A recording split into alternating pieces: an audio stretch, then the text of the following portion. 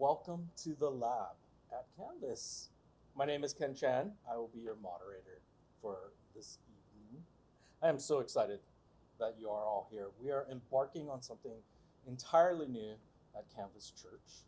This project is about taking a topic and confronting what we think we know about it, and then really taking a look at how we can dismantle it and maybe find some things that we didn't know. And then finally, we're going to rebuild it, but we're going to rebuild it with love at the core of it. And tonight is when we begin our journey, and we're going to be exploring our personal as well as societal views on the topic of the image of God. And I'm really excited that all of you are here to tackle this topic. I want to spend some time to introduce our team of lab rats. So first we have Amy. She has a background in television production, and she's originally from Tennessee. James is joining us. He's an open source software developer, originally from Colorado. Madison works in IT at a public school system and hails from nearby Tustin. Tan joins us, and he works with the Orange County Social Services. He was born in Missouri, moved to Orange County. Michelle recently retired from teaching French and survey of Western and world art. Thank you so much for being here and exploring this. So we're going to get right into it. The very first question I want to ask, and I'm going to start with Michelle, is think back through most of your life. What is the one image of God that you've carried with you most of your life? The one image of God that I've carried through most of my life is the image that Michelangelo created on the Sistine Chapel ceiling of God creating Adam and instilling life in him. And as I've gotten older, I think it's a really interesting image because it's really based on Greek mythology. It's like Zeus has come to the Judeo-Christian tradition, and that image has been really at the forefront of my mind whenever I think about God the Father. So quick show of hands, does anybody else have that classic image as their image of God? Yeah, I grew up with a very similar image. Maybe not the exact image, but definitely one that looked a lot like that image.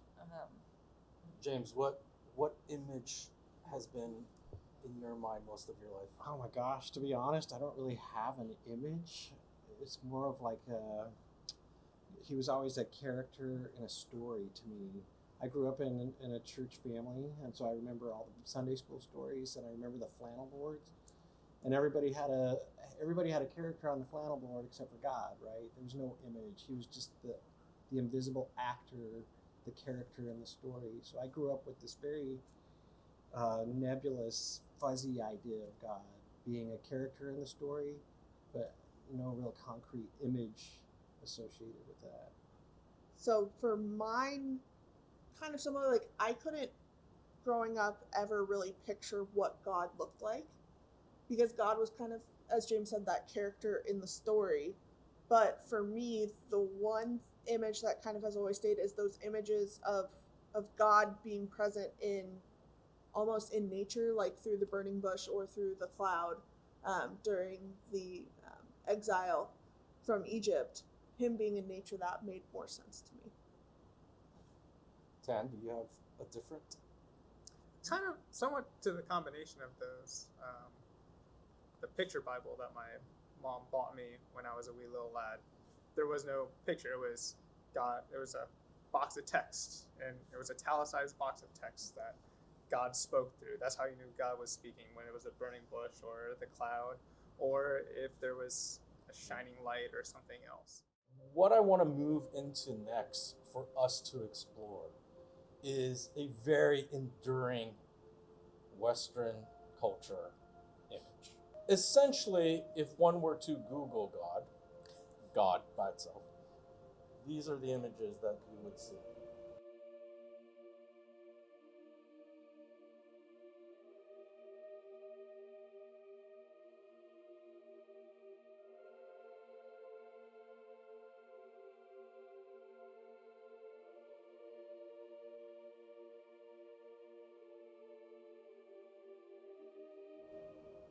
All right. It's like looking in a mirror. I just realized how uncultured I am because I think I've seen 2 of those Michelle, pictures. what was your Literally bingo none card of those on that? pictures I recognize. Well, the thing that came to me was they either look like a pope or they look like Zeus. And there's very little in between, and that's probably quite intentional on the part of the artist. Right. Also, like, they match a lot of like the ways that I grew up in, like, kids' picture Bibles.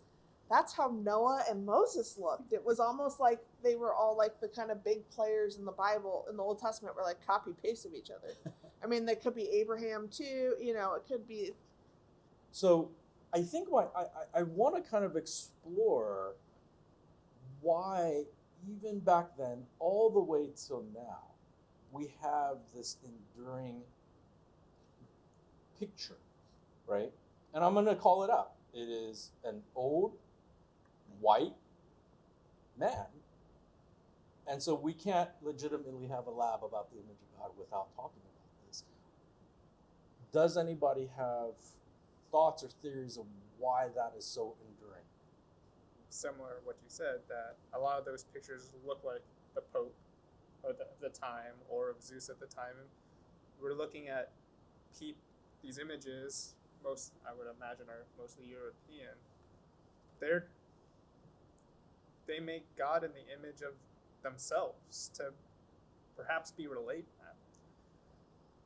I would say so that way they could be relatable. So that way they could see and they could understand. If they made image of God as a black person, they'd be like, that might be weird or different, or like that's might not be relatable to them. This image of God is very relatable for Western society, predominantly, white society, right? I think that God in this form portrays wisdom because we associate wisdom with old people. I think that God is a man because men were predominantly they held the power. You wouldn't paint God as a woman because women didn't have the rights that men had, and God has all the rights, so God is a man. He's white because white people walked around with power. So everything about this image to me reinstills a notion of who at the time, and even now, why the image has endured, is that when the image was created, it was an image of a person with power, and even today, this would be the image of a person we would associate with power. I have to give Michelangelo some credit. He frames, if you put up the slide of the Sistine Chapel, it's an interesting concept because that pink thing, that swirl around which the heavenly host is located, that's actually the shape of a human brain that Michelangelo painted from an anatomical subject. They would look at cadavers. Now, to me, I never knew that is Michelangelo's way of saying this is how we conceive of God, as opposed to this is how God is looking. So I think it's Michelangelo's disclaimer, because he was extraordinarily pious, and he was not just your run-of-the-mill good Catholic. In fact, he went to bat with the Pope quite a lot. And the thing is that I really feel as if he's saying this is how we can frame God in our own minds, as opposed to this is my image of God. That's awesome. That's really cool. Interesting. I really should have taken your class. You should have, yes, absolutely. So, even back then, I think he was searching for why this image is Well, he was a very great rebel, and he no, truly, he was. He went up against Pope Julius II, who was probably one of the most powerful people of his time. I just think it's really interesting that you asked that question, because I just recently, like within the last month, watched a podcast with an interview from a theologian from Vanderbilt Divinity School, Jorg Rieger. And it was a fun podcast, but there was a question that was posed very early in the podcast that was just so interesting. He said, if you had a magic theological eraser and you could erase any theological idea from history, what would you choose? And his answer was, I would erase any image of God that was based on the idea of power coming down from on high and affecting change in the world. Because that image has done more damage to the Western world than any other theological concept. Because what it does is it reinforces the existing power structure that was already in place and gives it theological validity. And he said, it was really fascinating to listen to him talk about it. He said, when Jesus was alive, there was no problem distinguishing between Jesus and Caesar, because they were radically different. By the time you start to get images of God, you can't really tell the difference, because God is just another Caesar. He looks like Caesar, he acts like Caesar, he exerts his power the same way as Caesar. You would have never created that image in the first century of Christianity. It had to come later to support the power structure and the status quo that was already in place. And I thought, wow, that was really brilliant. And since I'm going to be doing this lab coming up, I'm going to remember that point. But Well it's interesting, because when you put that with this, then you really do see how subversive Michelangelo is being here to say, this is not the way God is. This is the way we perceive God. I want to try a bit of an exercise. I would love for you guys to hold in your mind the image of God, whatever it may be, and start to think about what emotions that provokes for you and your personal image of God. I'll take a little pause for us to think about that.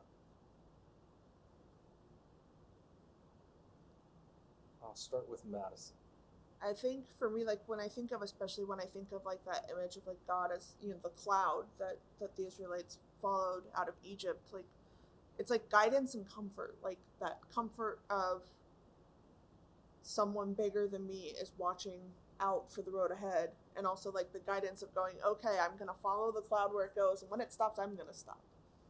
So it's kind of like following that path and having that guide for it. It's comfortable to know that there is a being in whom all creation is for. Wait a minute, I'm having preposition issues.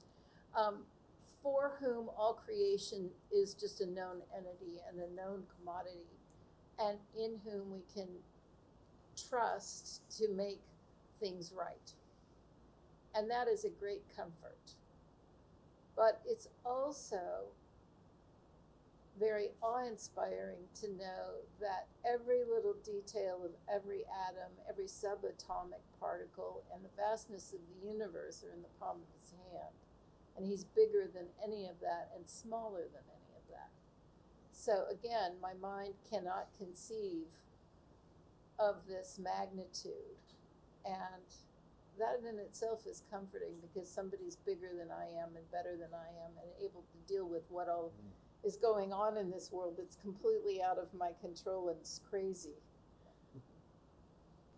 So what's interesting is that when I stopped now to think about what image of God comes to my mind, it's not the image that I grew up with. It's not the Sistine Chapel image.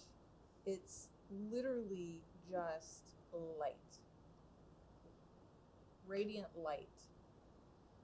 And I get this sense of warmth, this sense of awe, feeling enveloped in just rightness or or love, really. The image that I grew up with, the image of our God from the Sistine Chapel,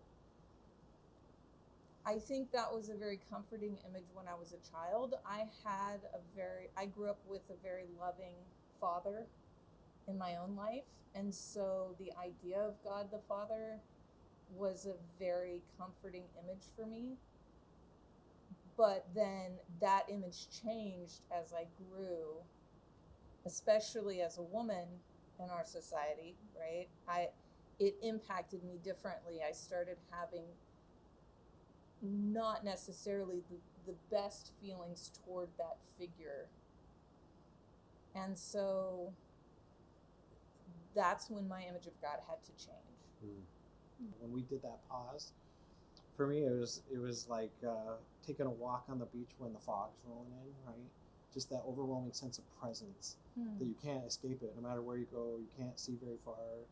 You can't outrun it. You can't outwalk it. It's just surrounds you and envelopes you. Envelope is a great word. Embraces you. So it was a very calming sense I get when I picture that. I like it. Tam. The emotions that I connect with my image of God, I think very much align, that initial thought very much aligned with awe, power. Again, my images mostly and still come from that picture book Bible where he's in the burning bush.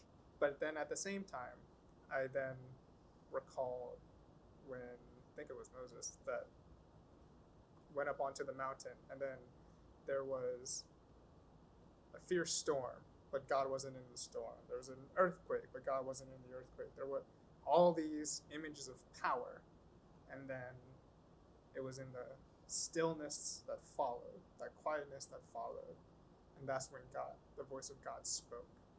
I think that it's a combination of holding both that image of power, but then I'm still trying to reconcile how do we get that closeness of the image of intimacy and closeness. I think that's part of the reason why that's also in there, that God is in that quiet and it waits for everything else to go out, so that way there is only you and God in that moment. So let's explore that a little, because I think what you said is very interesting. You know, on one side you have we have this concept of power, of unknowability. I don't know if you know if that's a word, but and yet on the other side we have this intimacy, right? This fog, this light that surrounds us, right? Is that challenging to have a relationship with that image of God, those ideas that you guys are talking about? That in creation, God intended to have relationship with man and woman.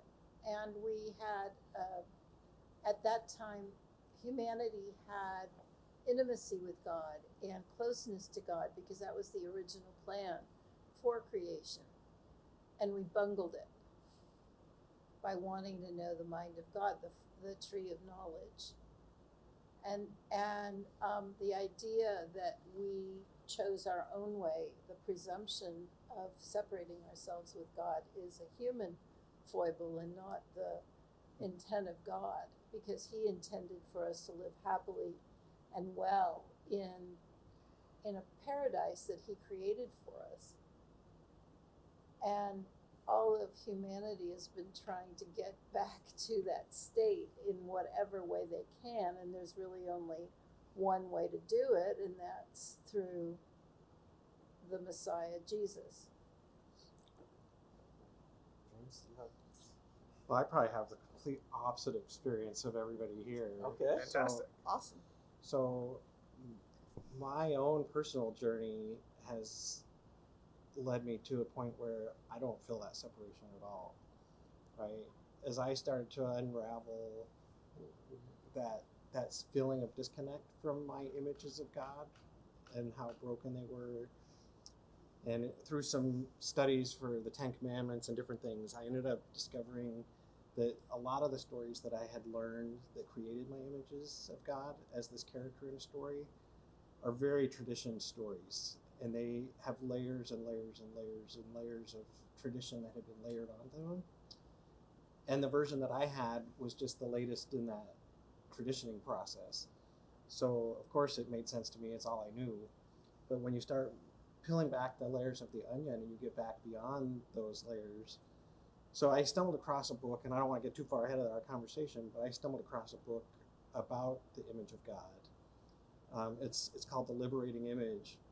And when I finally started to approach Genesis 1 through 11 from this different narrative, it changed everything for me. It literally changed everything about how I read the text, about how I understand the image of God.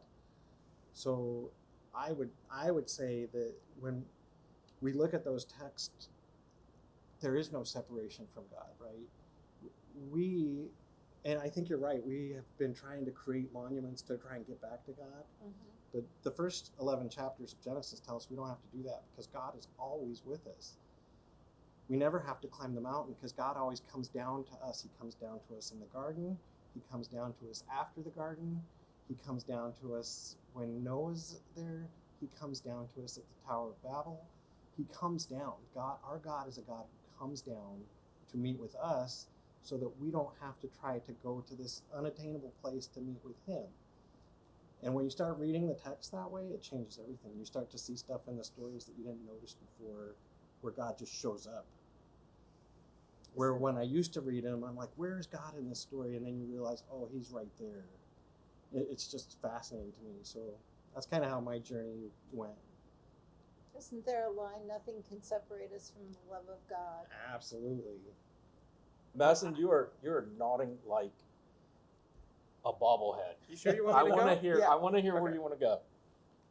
So what I keep thinking is like in the past, kind of like when Michelangelo was doing these paintings, in that point in the past, it was still like the people didn't necessarily read the scripture. They were told kind of what to believe.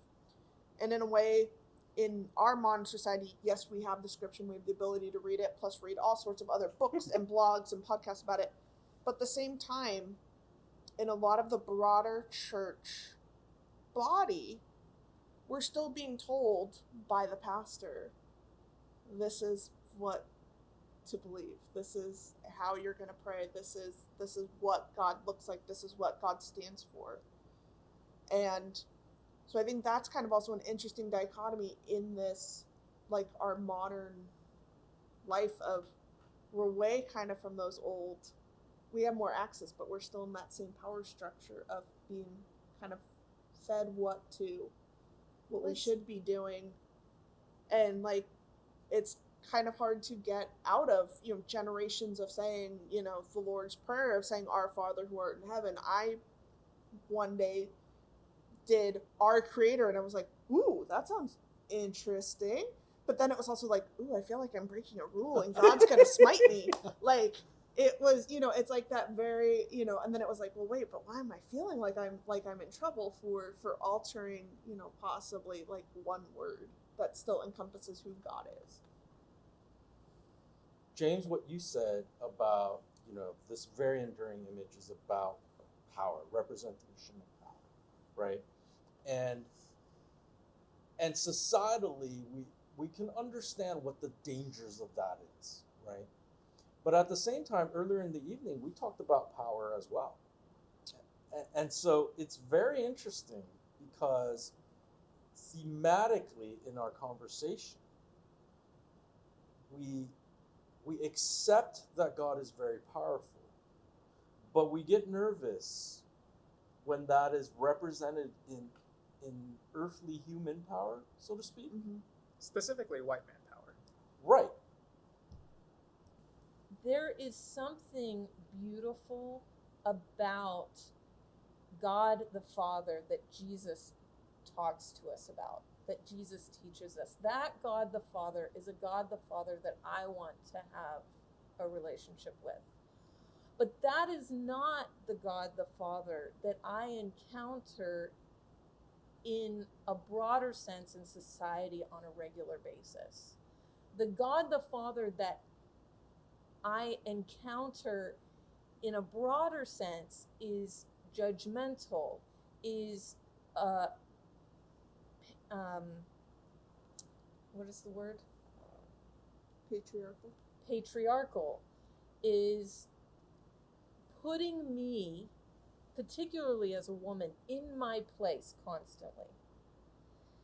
And that is a difficult space. That is a difficult God to want to have a relationship with. Mm-hmm. And so, and that image stems from these pictures that we look at. Whether Michelangelo meant to pass down this image of power, of a powerful God, white male God that was going to perpetuate patriarchy and white supremacy in our world, doesn't really matter now, because it did help do that, whatever his intent. And all of these images that we just watched on this, screen, like, those have all helped continually build up that power structure that we then, as a society and as individuals, have to deal with. There is fallout for that. Absolutely. One of the things you said earlier, which I really liked, was you were saying, traditions are powerful traditions, and we're kind of talking about that right Absolutely. now, right? Yes. Because to even suggest, maybe we don't use the word father in church.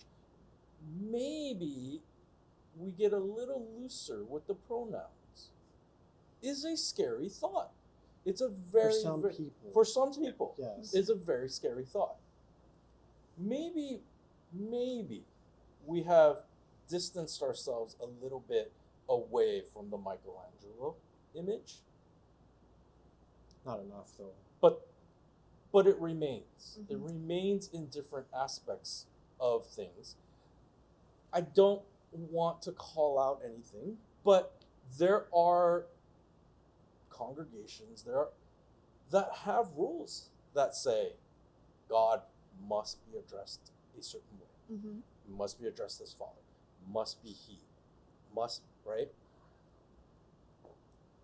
And yet at the same time, I saw the realness and the emotion as you guys described your image of God and your relationship with God. And what we're going to do is, in our next couple of sessions, is unpack that. Unpack what alternatives do we have? Do we have any alternatives to reimagine and relook at this, and maybe untangle, unwind, and see if we apply love, if we apply a little bit of patience and empathy and understanding, where could we possibly get?